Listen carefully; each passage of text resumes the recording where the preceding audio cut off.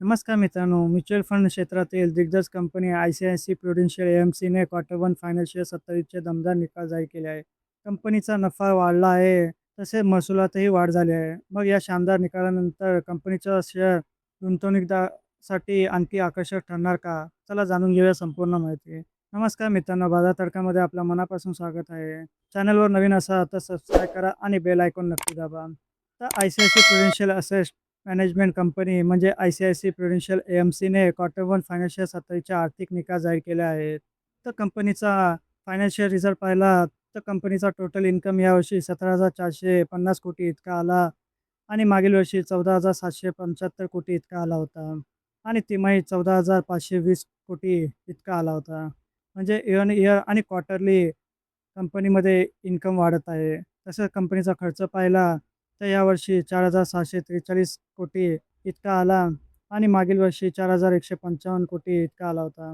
तसेच कंपनीचा net profit पाहिला तर यावर्षी 9,646 कोटी इतका आला आणि मागील वर्षी 7,836 कोटी इतका आला होता. म्हणजे कंपनीच्या नेट प्रॉफिटमध्ये चांगलीच जंप वाढली आहे. म्हणजेच कंपनीचा नेट प्रॉफिटमध्ये चांगलीच वाढ झाली आहे. तर या आय-सी-आय-सी प्रुडेन्शियल ए-एम-सीच्या मजबूत निकालामागे अनेक सकारात्मक कारणे आहेत.